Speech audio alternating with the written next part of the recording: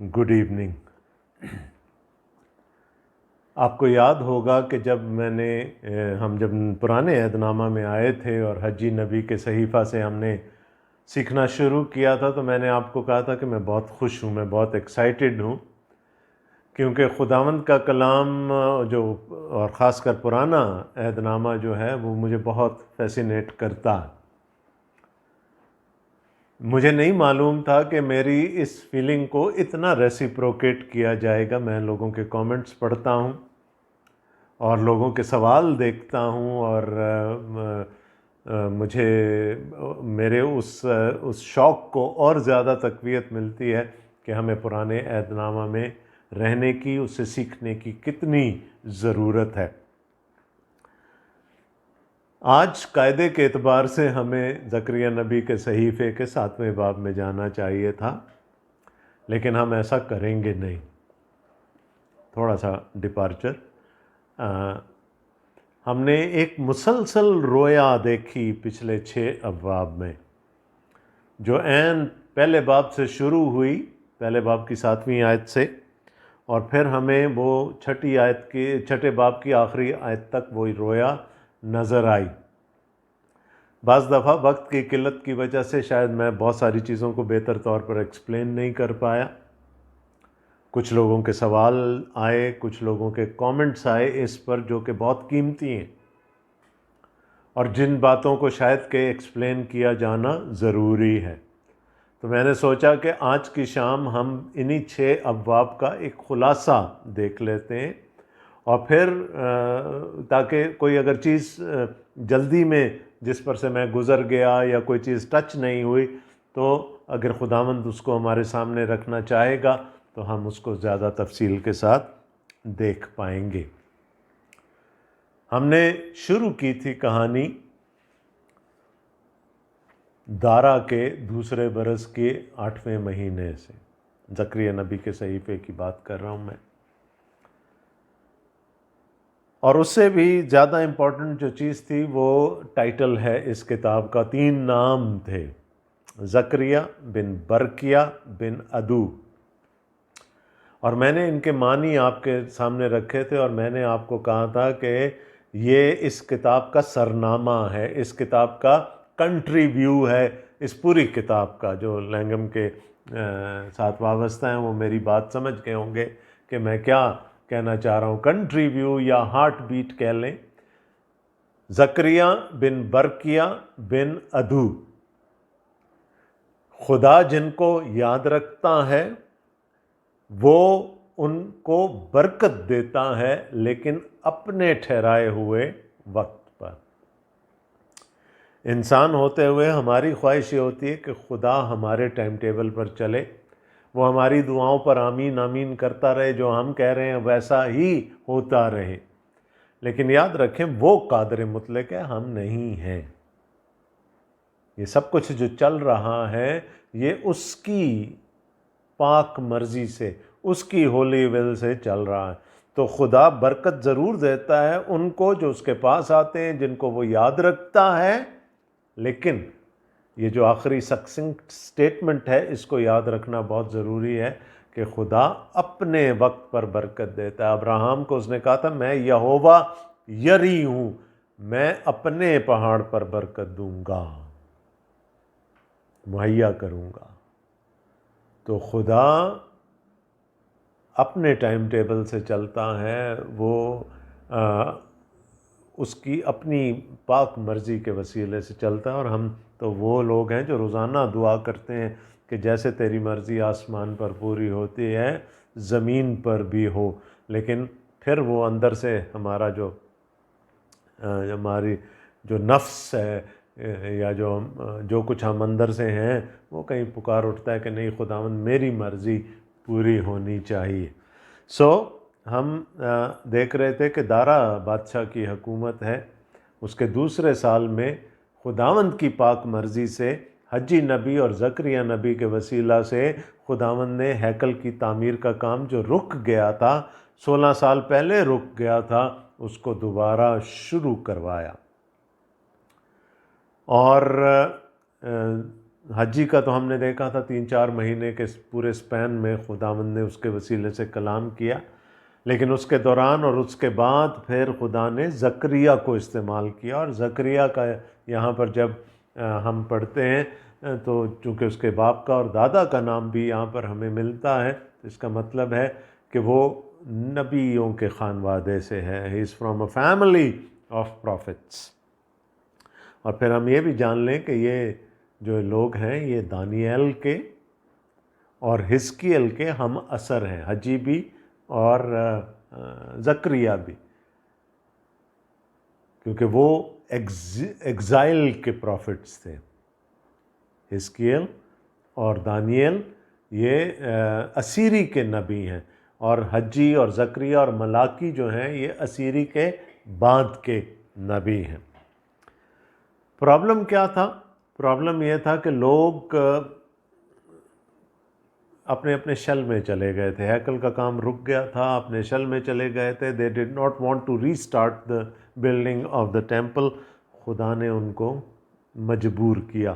خدا نے 2 لوگوں کو اور 2 نبیوں کو استعمال کیا. ایک زربابل تھا بن سیالتیل جو کہ گورنر تھا یہودا کا، اور ساتھ میں یشوع بن یہوصدق جو کہ سردار کاہن تھا.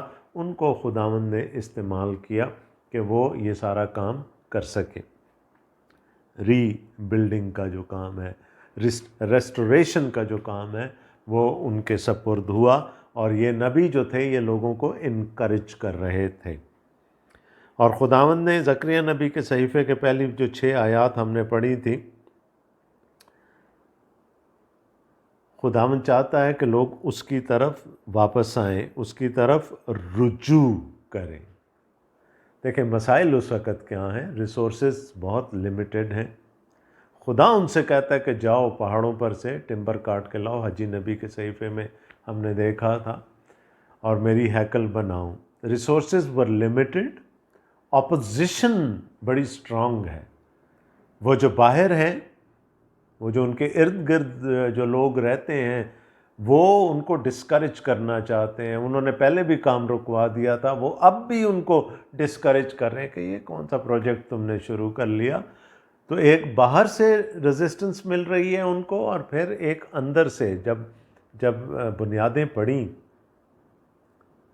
تو جو بزرگ تھے جنہوں نے سلیمان کی ہیکل کو دیکھا تھا وہ رو پڑے. تو ڈپریشن تھی، ڈیجیکشن تھی، جس کی وجہ سے شاید یشوع اور زربابل جو دونوں لیڈرز ہیں وہ بھی مایوس ہو گئے. تو خدا، اور پھر ہاں جی ایک اور بات ضروری ہے جاننا کہ وہ ایک سوال جو پوری بائبل میں ہمیں بار بار ریپیٹ ہوتا ہوا نظر آتا ہے کہ اے خداوند کب تک؟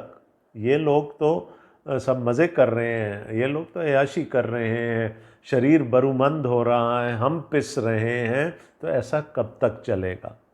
سو یہ سارے فیکٹرز تھے جن کو خدا ایک ایک کر کے ان رویاؤں میں ڈسکس کرتا ہے جو کہ اس نے اپنے نبی پر ظاہر کی. پہلا سوال شاید ان کے ذہنوں میں یہ اٹھا ہوگا کہ خدا نے ہمیں چھوڑ دیا ہے. تو پہلی رویا میں کیا ہوا؟ ایک شخص نظر آیا زکریا کو، جو نشیب میں، روین میں، مہندی کے درختوں کے بیچ میں کھڑا ہے، اور اس کو یہ رپورٹ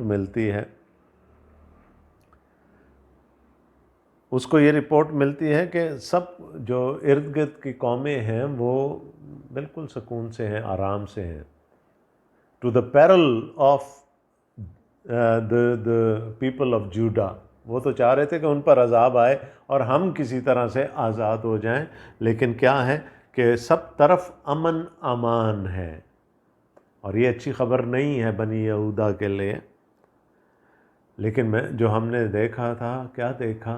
کہ وہ شخص an angel of the Lord, the angel of the Lord. اور میں نے آپ کو یہ ایکسپلین کیا تھا کہ جب بھی اسپیسیفائی ہوگا کہ a special angel of the Lord، تو وہ اشارہ خداوند یسوع مسیح کی طرف ہوگا، اور خداوند یسوع مسیح نے کہا کہ وہ قومیں جو آرام میں ہیں میں ان سے ناراض ہوں، کیونکہ ان کو میں نے تمہیں ڈسپلن کرنے کے لیے بھیجا تھا، بٹ دے اوور ڈیڈ، انہوں نے تمہارے ساتھ زیادتی کر دی، تمہارے جو کچھ جو میں کروانا چاہتا تھا اس سے کہیں زیادہ بڑھ کر تمہیں سزا دے دی، and I am now furious with them، اور اب میں واپس آ گیا ہوں، اپنے لوگوں کے درمیان آ گیا ہوں، اور یہاں پر میرا مسکن تعمیر ہوگا۔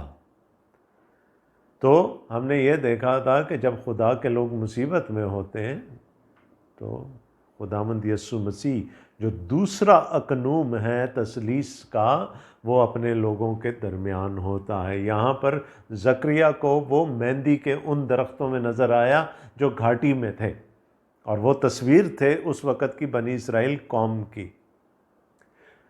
مکاشفہ کی کتاب میں خداوند یسوع مسیح نظر آیا یوحنا کو اپنی کلیسیا میں، اس وقت کلیسیا بھی ایذا رسانی اٹھا رہی تھی۔ تو میں نے آپ کو یہ بتایا تھا کہ یہ پروفیٹک بھی ہے زکریا کا کلام، اور یہ ایپوکلپٹک بھی ہے، یہ مکاشفاتی بھی ہے، اس میں علامتیں بھی ہیں ہمارے سمجھنے کے لیے۔ اور میں نے آپ کو بتایا تھا کہ یسایہ کے بعد اگر کہیں پر ہمیں خداوند یسوع مسیح کا ذکر اور بہت ملتا ہے، وہ زکریا نبی کا صحیفہ ہے۔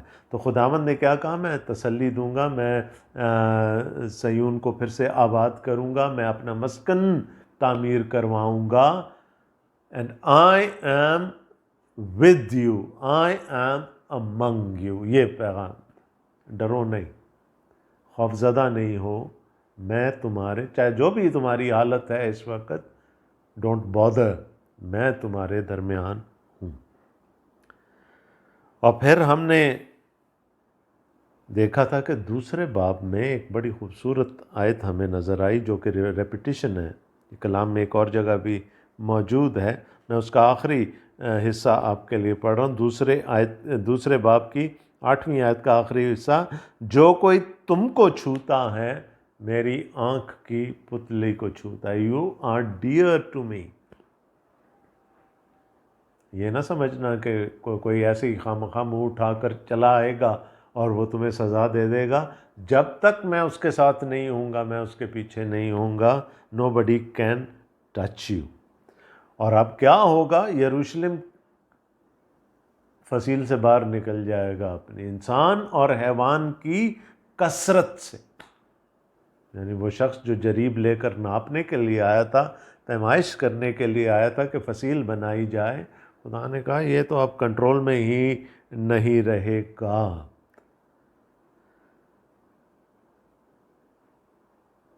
اور پھر خدا نے حکم دیا ان لوگوں کو جو ابھی تک بابل میں تھے کہ آ جاؤ، واپس آ جاؤ، میرے پاس آ جاؤ، میری ہیکل میں میرے پاس آ جاؤ، میرے شہر میں واپس آ جاؤ، چھوڑ دو بابل کو، کیونکہ بابل تباہ ہونے والا ہے۔ اور اس نے کہا وہ لوگ جو مسیح کے آنے کی راہ دیکھتے ہیں، اب اے دختر صیون تو گا اور خوشی کر، کیونکہ دیکھ میں آ کر تیرے اندر سکونت کروں گا، خداوند فرماتا ہے۔ تو اگر تم اس بات کی راہ دیکھ رہے تھے کہ مسیح آئے گا اور وہ یہاں قیام کرے گا، تو پھر وہ وقت آیا چاہتا ہے۔ اس لیے اے دختر صیون تو گا اور خوش ہو، اور اے بنی آدم خداوند کے حضور خاموش رہو۔ خدا آنے والا ہے، اور تو وہ مقدس خوف تم پر طاری رہے۔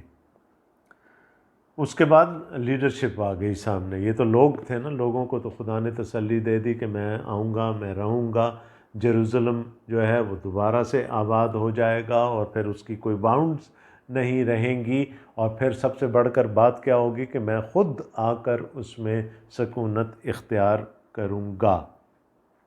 اب لیڈرشپ، میں نے آپ کو بتایا تھا لیڈرشپ بھی ڈسکریجڈ ہے۔ تو تیسرے باب میں ہمیں سردار کاہن نظر آیا، لیکن وہ سردار کاہن خدا کی حضوری میں کھڑا ہے، لیکن اس کا لباس میلا ہے۔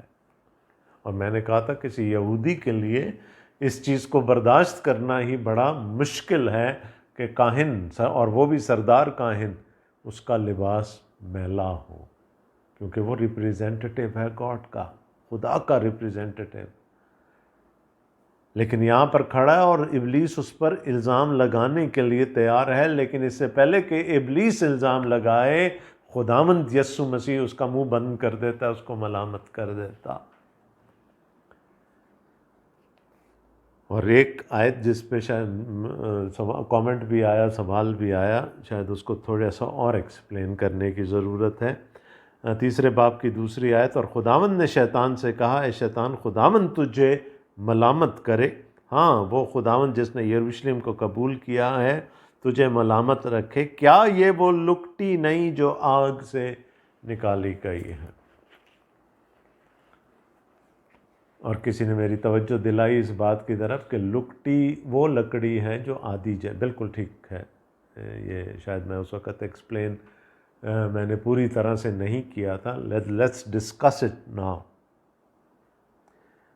لکٹی وہ لکڑی ہے جو آگ میں تھی اور جھلس گئی ہے، لیکن اس سے پہلے کہ وہ جل کر خاک ہو جائے اس کو ہاتھ بڑھا کر نکال لیا گیا.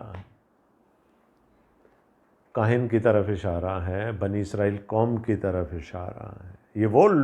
یہ وہ لکٹی ہے جس کو میں نے ہاتھ بڑھا کر نکال لیا ہے، اور یہ بہت بڑی بات ہے. اس دن بھی جب ہم پڑھ رہے تھے تو جب یہ آیات میں پڑھ رہا تھا تو مجھے میری اپنی بڑی عزیز بہن یاد آ گئی، اور آپ میں سے بہت سارے لوگ اس کو جانتے ہیں، رجینا جان. وہ 4 سال کی تھی کہ ان کے گھر میں آگ لگ گئی تھی، اور وہ بچی اس وقت 4 سال کی بچی اپنے کچن میں تھی. کچن میں جا کر چھپ گئی، اس کے ارد گرد سب کچھ جل رہا تھا، اور خوف کے مارے اس کے منہ سے آواز نہیں نکل رہی تھی. اور گھر والوں نے یہ سوچا کہ وہ اب جل چکی ہوگی، لیکن اس کو اس آگ میں سے جھلس گئی. وہ ضرور جل ہی ضرور، لیکن اس کو اس آگ میں سے نکال لیا گیا. And then one surgery after اندر، اور پھر بہت مہینوں تک وہ ہاسپٹل میں رہی، لیکن بچ گئی. وہ جل سکتی تھی اس آگ میں.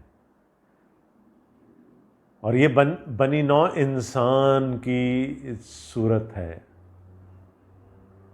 ہم سب اس آگ میں ڈالے ہم وہ لکڑیاں ہیں جو اس آگ میں ڈالے جانے کے لائق ہیں. اور یہ ضروری ہے سمجھنا. Nobody is exempt. اگر ہم آدم کی نسل سے ہیں تو چاہے وہ نبی ہو، چاہے ولی ہو، چاہے وہ کاہن ہو، کوئی بھی ہو، nobody is exempt. All are destined for fire. لیکن بہت ساری لکڑیاں جل رہی ہیں، اس میں سے ایک کو نکال لیا جاتا ہے.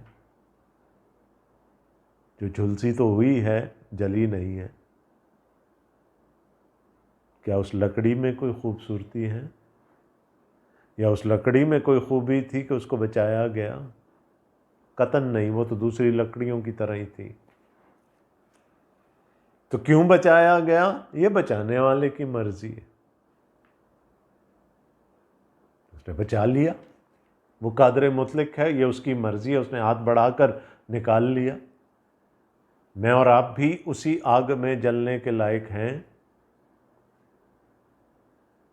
اس نے ہاتھ بڑھایا، ہمیں نکال لیا. جھلسے ضرور ہیں، جھلسے ضرور ہیں. یسایہ 6 باب میں اس سرف نے جلتا ہوا کوئلہ مذبح پر سے اٹھایا تھا، اور اسے یسایہ کے لبوں کو چھوا. جل تو گیا ہوگا نا.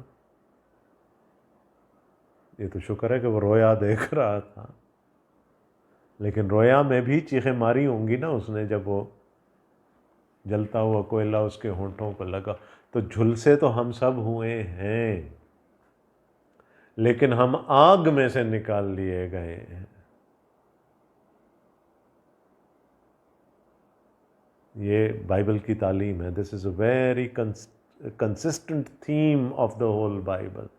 خدا نے جب بنی اسرائیل کو نکال کر لے آیا نا ملک مصر سے، تو استثنا کی کتاب میں موسیٰ ان کو کہتا ہے، کیا تم قوموں شمار میں سب سے زیادہ تھے، یا تم بہت خوبصورت تھے، یا تم بہت راز باز تھے کہ تمہیں خدا نے بچایا؟ نہیں، اس نے صرف اس لیے بچایا کہ اس نے تمہارے باپ دادا سے وعدہ کیا تھا. اور صرف انہی کے باپ دادا سے وعدہ کیوں کیا؟ یہ اس کی مرضی ہے. آخر جو باٹم لائن ہے، it's the sovereign will of God. میں کوئی نہیں ہوتا کہ میں کھڑا ہو کر اس کو چیلنج کر سکوں. ہم میں سے کوئی، چاہے وہ کتنا بڑا نبی کیوں نہ ہو، کتنا بڑا کاہن کیوں نہ ہو. یہ کاہن کی بات ہو رہی ہے نا، یشوع کی بات ہو رہی ہے. who is supposed to be holy in the sight of the Lord. لیکن کیا ہے، خدا کہتا ہے یہ وہ لکٹی ہے جس کو آگ میں سے نکالا گیا. Every human being without any exemption, اگر کوئی آدم کی نسل سے ہے وہ گناہگار ہے، اور اگر گناہگار ہے تو موت کا حقدار ہے، جلنے کا حقدار ہے. اگر خدا نے نکال لیا ہے، یہ اس کا فضل ہے، اور اس کے لیے اس کے فضل کی شکر گزاری کی جا سکتی. We cannot challenge God. We can only offer our thanks. اگر اس نے ہمیں بچا لیا ہے. If we are the brand that has been saved from within the fire, then we ought to thank Him.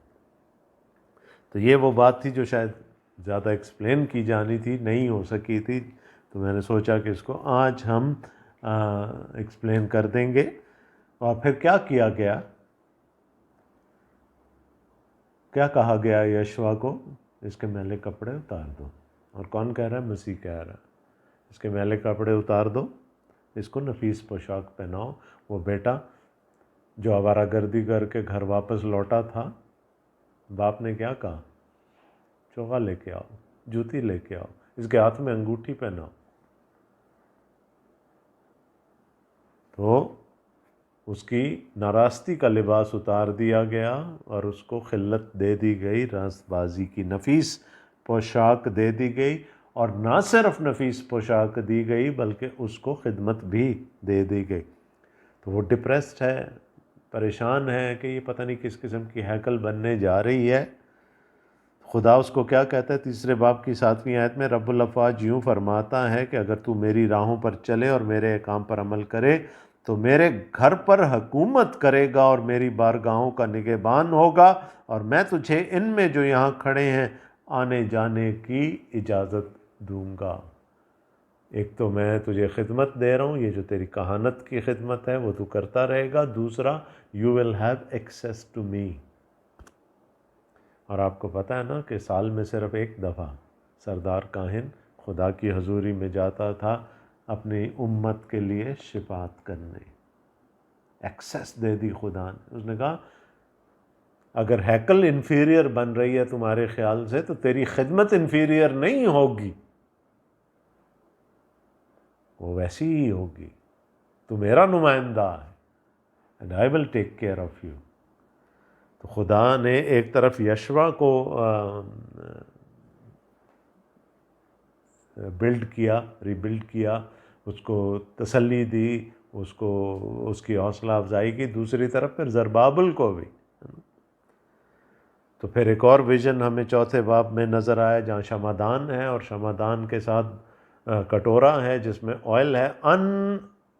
Interrupted supply of oil, olive oil, کیونکہ 2 درخت ہیں ساتھ میں، اور پھر 2 شاخیں ہیں جو ان درختوں میں سے نکل رہی ہیں. اور خدا نے کہا یہ میرے ممسوح ہیں جو میری حضوری میں کھڑے رہتے ہیں.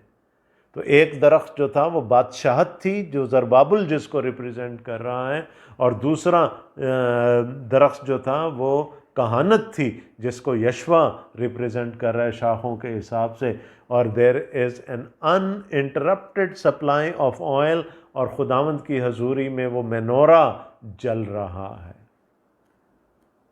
اور خدا نے کس طرح سے زربابل کو انکریج کیا، چوتھے باب کی 9ویں آیت میں، کہ زربابل کے ہاتھوں نے اس گھر کی نیو ڈالی اور اسی کے ہاتھ اسے تمام بھی کریں گے، تب تو جانے گا رب الافواج نے مجھے تمہارے پاس بھیجا ہے۔ تم سوچ رہے ہو یہ کوئی چھوٹا کام کر رہے ہو تم؟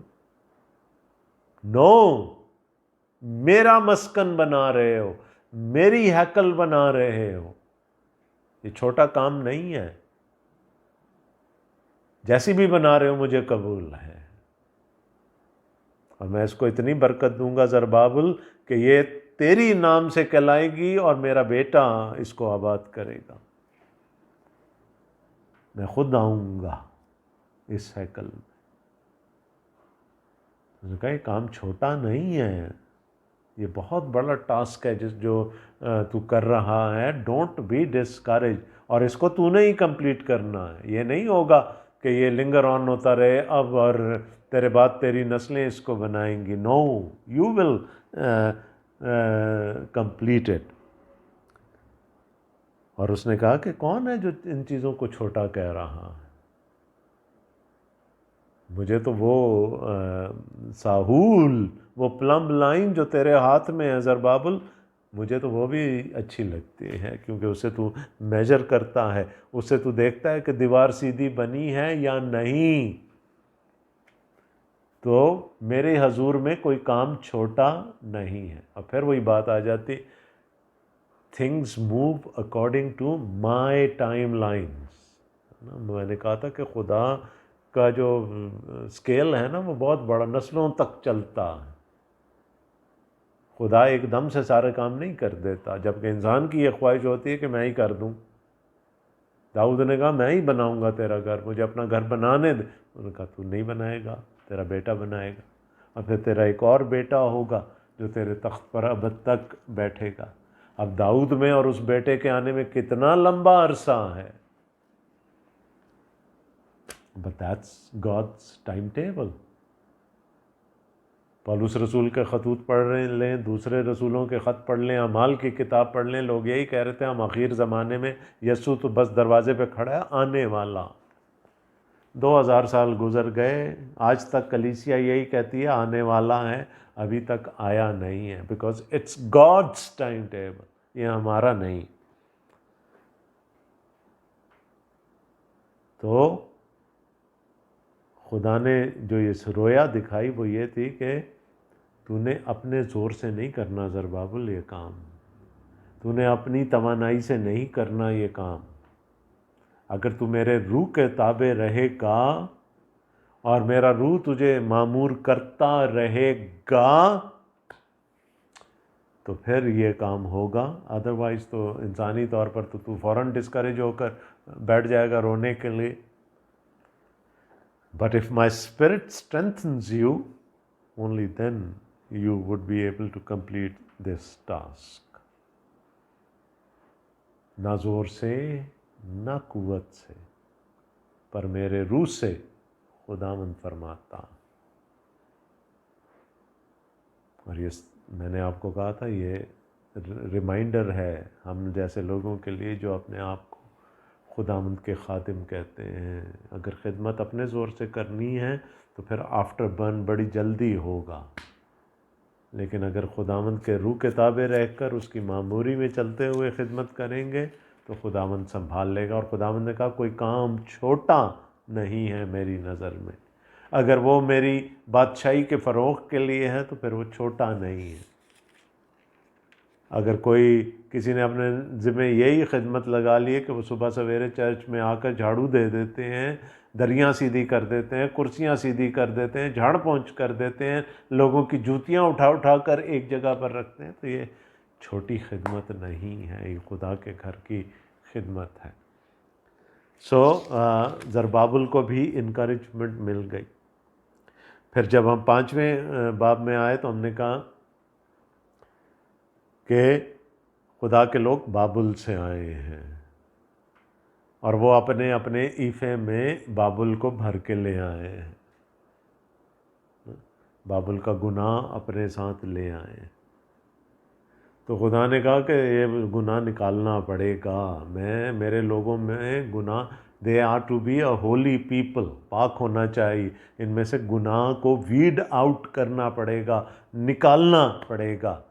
اور ایک طریقہ یہ ہے کہ وہ یا تو خود اپنے گناہ کا اقرار کر لیں، توبہ کر لیں، میں معاف کر دوں گا، آئی ول ری انسٹیٹ دیم، نہیں تو پھر وہ اپنے لوگوں میں سے کاٹ ڈالے جائیں، نکال دیے جائیں، تاکہ گناہ نہ رہے خدا کے لوگوں میں۔ اور جہاں سے گناہ آیا ہے میں اسی کو واپس بھیج دیتا ہوں۔ پھر وہ عورت جو کہ اس ایفا میں تھی، جس کو اٹھا کر لے گیا، اور یہ ہماری سینکٹیفیکیشن کی طرف اشارہ تھا۔ پاک روح ہمیں سینکٹیفائی کرتا ہے، ہمارے اندر سے وہ جو کالک ہے، وہ گناہ ہے، وہ ہمیں دکھوں کی بھٹی میں جھونکتا ہے، تاکہ وہ جب جیسے کہ دھات پگھلتی ہے تو گند اوپر کی طرف آتا ہے، اسی طرح ہماری زندگی کے گناہ بھی سرفیس پر آتے ہیں اور پھر ریموو کر دیے جاتے ہیں۔ تو خدا اپنے لوگوں کو پرج کرتا ہے، دس از پرجنگ۔ خدا گلین کرتا ہے، خدا کلین کرتا ہے، خدا ان کے گناہ کو ان میں سے نکالتا ہے۔ لیکن جو دوسری قومیں ہیں، جو آرام میں ہیں، ان کے ساتھ کیا ہوگا؟ پھر آج کل جو ہم نے پڑھا تھا چھٹے باب میں، کہ پھر خدا کے وہ جو 2 برونز کے پہاڑ تھے، پیتل کے پہاڑ تھے، جن میں سے رتھ نکلے اور پھر چاروں ڈائریکشنز میں گئے، اور جو شمال میں گئے تھے وہ خدا نے کہا مجھے بڑی خوشی ہوئی ہے۔ تو میں نے آپ کو کہا تھا عدالت 2 طرح کی ہوتی ہے، ایک اس دنیا میں اور ایک پھر روز آخر ہوگی۔ قومیں آئیں، قومیں چلی گئیں۔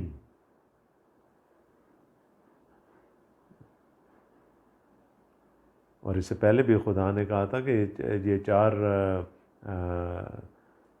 جو رتھ ہیں یہ 4 قومیں ہیں، لیکن میں اب 4 کاریگروں کے وسیلے سے ان کو ختم کروا دوں۔ آج کہاں ہے بابل؟ آج کہاں ہے روم؟ آج کہاں ہے مصر؟ گون؟ کہاں ہے اسور؟ نہیں ہے۔ لیکن خدا کی قوم ابھی باقی ہے، اس لیے کہ خدا کا وعدہ ان کے ساتھ ہے۔ اور پھر ایک بڑی خوبصورت چیز پر جا کے کل ختم کیا تھا ہم نے اس پورے رویاؤں کے سلسلے کو، اے پریسٹ کنگ، شاخ، برانچ۔ اور یہ اشارہ خداوند یسوع مسیح کی طرف تھا۔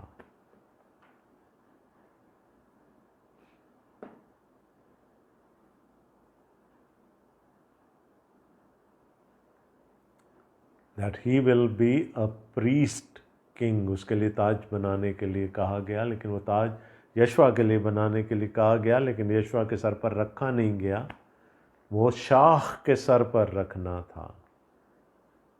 تو خداوند یسوع مسیح کی دوسری آمد کی طرف یہاں پر اشارہ ہے کہ جب وہ آئے گا تو ہی ول بی اے جج، کیونکہ وہ دنیا کی ججمنٹ کرے گا ایز اے کنگ، لیکن دوسری طرف وہ اپنے لوگوں کا ہاتھ پکڑ کر خدا کے ہاتھ میں ایز اے پریسٹ دے دے گا۔ He is going to be a priest king.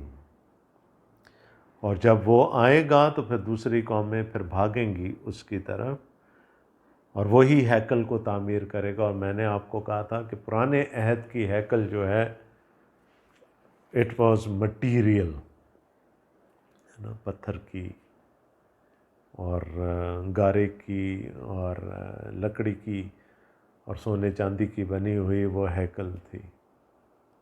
نئے عہد کی ہیکل اسپریچول، نئے عہد کی ہیکل جو ہے وہ ہم ہیں۔ پولس رسول بار بار یہ سکھاتا ہے، کرنتھیوں کے خطوط میں ہم نے دیکھا کہ ہم خدا کا مقدس ہے۔ پطرس بھی اپنے خط میں کہتا ہے ہم زندہ پتھر ہیں جن کے وسیلے سے وہ ہیکل بنتی ہے۔ تو یہ ہیکل یسوع مسیح کی ہے، یہ اس کی بنائی ہوئی ہیکل ہے، اور اس میں غیر قومیں بھی شامل ہیں۔ یہ صرف یہودیوں کے لیے نہیں ہے، جہاں پر کہ ہیکل کی سیڑھیوں پر لکھا ہوا تھا کہ ٹریسپاسز ول بی ایگزیکیوٹڈ، مار ڈالا جائے گا اگر کسی غیر قوم والے نے اس سیڑھی پر قدم بھی رکھ دیا وہ مار ڈالا جائے گا۔ لیکن اس ہیکل میں غیر قومیں بھی شامل ہیں، قومیں آئیں گی، اور قومیں آئیں اور آ رہی ہیں، اور وہ اس ہیکل کو کانسٹیٹیوٹ کریں گی۔ اور اس ہیکل کا بنانے والا کون ہے؟ خداوند یسوع مسیح ہے۔ اور یہ کیوں ہیکل ہے؟ کیونکہ خدا کا روح کلیسیا میں بستا ہے۔ ہیکل نشان تھا خدا کی حضوری کا پرانے عہد میں، ہیکل نشان ہے خدا کی حضوری کا نئے عہد میں، صرف اس کی کانسٹیٹیوشن بدل گئی ہے۔ It's not material any more, it is spiritual. ہم خدا کی ہیکل ہیں۔ اگر ہم خدا کی ہیکل ہیں تو پھر یہ لمحہ فکریہ بھی ہے، اس کو پھر ہمیں تھوڑا سا جھنجھوڑنا بھی چاہیے، that we represent God in this world. اور یہ بہت بڑی آبلیگیشن ہے، بہت بڑی ذمہ داری ہے۔ لیکن ہم لکٹیاں ہیں نا، ہم تو جھلسی ہوئی لکڑیاں ہیں جو آگ میں سے نکال لی گئی ہیں، تو ہمارے اندر تو کوئی بھی ایسا کوئی کمال ہے نہیں۔